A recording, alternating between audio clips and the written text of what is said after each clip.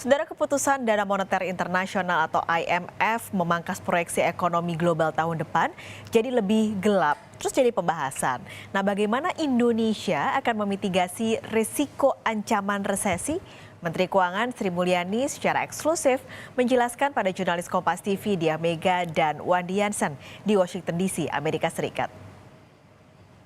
Terima kasih Ibu atas waktunya yang sangat ketat ini. Pertanyaan pertama langsung Ibu, IMF kembali merevisi turun proyeksi pertumbuhan ekonomi tahun 2023. Apa mitigasi Indonesia? Apakah APBN 2023 sudah menghitung risiko-risiko ini? Ya, pertama dari pembahasan hari ini dan kemarin ya, memang disampaikan bahwa tahun 2023 masih akan merupakan tahun yang cukup banyak risiko, dan ini sudah terlihat dari IMF menunjukkan revisi pertumbuhan ekonomi ke bawah. Ini diakibatkan karena pertama inflasi masih akan cukup tinggi, dan oleh karena itu respons kebijakan moneter dari negara-negara Amerika dan negara maju lain termasuk Eropa akan cukup tinggi dan cukup ketat untuk bisa mengendalikan inflasi, sehingga risiko dari perlemahan ekonomi itu menjadi sangat nyata. Nah, kalau kita lihat dalam situasi seperti itu, di mana krisis pangan belum selesai atau bahkan IMF menyebutkan it's gonna be even tougher, lebih sulit karena kemudian berhubungan dengan pangan, pupuk sampai tahun depan ini akan menjadi pertaruhan. Krisis energi juga masih akan sangat nyata dan tidak pasti. Oleh karena itu, kita juga kalau tadi ditanyain apa yang harus kita lakukan dari kebijakan fiskal yang sudah disetujui oleh DPR, pertama kita kembali ke di bawah 3% defisitnya, postur besarnya dulu ya. Ini tentu sangat sesuai dengan situasi market yang memang akan menjadi sangat ketat dan sangat mahal.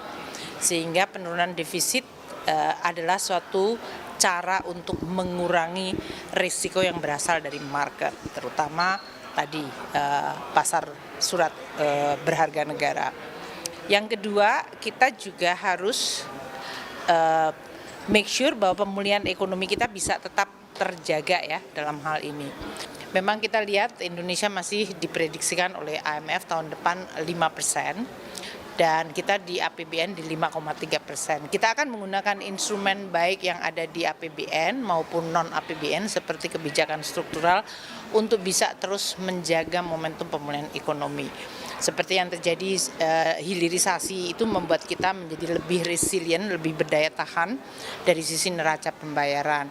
Kalau kita makin memperbaiki iklim investasi, munculnya FDI, kita juga menggunakan investasi seperti Indonesia Investment Authority yang mampu menarik capital inflow, itu juga bisa menimbulkan dampak yang menetralisir atau meminimais karena bisa mengkompensate capital outflow yang terjadi karena tekanan dari US Treasury yang meningkat atau Federal Reserve yang naik. Jadi beberapa langkah harus dan terus kita siapkan. Karena meskipun dengan APBN yang sudah ditetapkan oleh DPR, kita juga belajar dari 3 tahun terakhir ini selama pandemi, DPR bersama pemerintah terus bersepakat untuk membuat APBN kita itu menjadi lebih fleksibel dan respons. Poin kedua dari IMF juga Bu, IMF merekomendasikan bauran kebijakan moneter fiskal. Ketika pandemi, bauran kebijakan kita adalah burden sharing dengan Bank Indonesia. Kira-kira apa kebijakan baru apa atau strategi baru apa yang akan ditempuh di tahun-tahun selanjutnya, Ibu? Kalau policy mix itu fiskal, moneter, di dalam moneternya sendiri juga ada mixnya, kami di fiskal juga ada mixnya ya dalam hal ini. Tapi yang menjadi anchor antara fiskal dan moneter 3 tahun terakhir, dari mulai 2020, 21, 22 adalah pandemi yang memang waktu itu memukul ekonomi, mengancam kesehatan, sehingga penerimaan negara turun. Nah, sehingga Indonesia bahkan dipaksa untuk membuka cap atau limit dari defisit yang tadinya maksimum 3% dari GDP menjadi boleh di atas itu. Nah, situasi yang sangat tidak biasa itu extraordinary ini, kemudian kita respons di mana fiskal memang tidak bisa menghindar untuk dia mengalami defisit yang lebih tinggi karena tadi kita harus nolong rakyat dari pandemi, dari sosial, UMKM, buruh, dan korporasi semuanya. Negara dan APBN melalui APBN hadir untuk bisa melindungi masyarakat dan memulihkan ekonomi. Sekarang ekonomi sudah mulai pulih dan oleh karena itu APBN juga mulai konsolidasi. Seperti yang saya tadi sampaikan, situasi fiskal kita di tahun 2022 ini adalah di satu sisi subsidi meledak tinggi, ya hampir 3 kali lipat 502 triliun yang kita sering sampaikan, dan harga ini sekarang tetap masih bergejolak walaupun kemarin sempat turun naik lagi.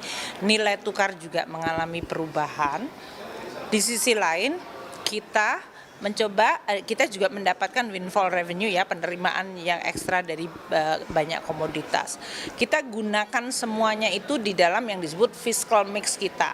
Jadi kita menggunakan instrumen yang ada di dalam fiskal maupun kemudian didukung oleh Bank Indonesia melalui arrangement SKB 123. Kalau ekonomi sudah relatif pulih, ya memang kita harus kembali kepada situasi yang relatif normal. Karena ini adalah bagian dari menjaga kredibilitas dan sustainabilitas dari dua instrumen yang sangat penting itu, yaitu fiskal moneter. Kalaupun kita menggunakannya harus ada justifikasinya, yaitu waktu extraordinary. Waktu ekonomi dalam situasi yang relatif sudah bisa pulih, kita harus juga menjaga tadi masing-masing kredibilitas. Bank Indonesia tentu tetap menjaga nilai tukar, inflasi, maupun stabilitas dari sisi moneter. Kami menjaga sustainabilitas fiskal namun juga mendukung pemulihan. Ibu, terakhir, singkat ini humanisnya Ibu. Presidensi G20 itu tidak mudah bagi Indonesia. Ada satu forum di satu hari, ada delegasi satu yang berbicara, delegasi lainnya keluar.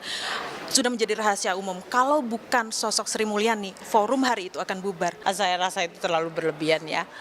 Pertama, saya rasa kita di dalam memanage, ya, mengelola G20 ini, peranan dan posisi Indonesia tentu dilihat negaranya, presiden, dan kita semua sebagai menteri yang sebagai pembantunya. Artikulasi dari agenda dari G20 yang disampaikan oleh Indonesia itu connect dengan situasi yang dihadapi.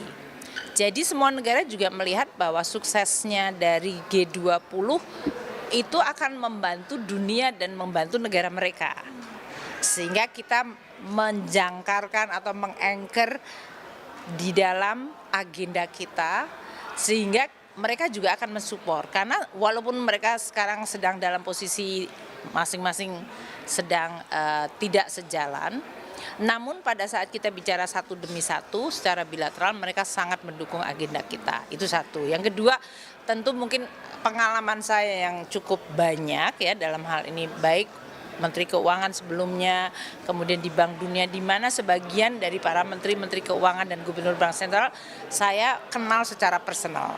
Sehingga ini juga memudahkan saya untuk berkomunikasi atau setting the tone pada saat kita dihadapkan pada isu-isu yang sangat-sangat menekan, sangat sensitif, dan bahkan dalam hal ini sangat peka, ya, terhadap situasi politik maupun kondisi yang ada.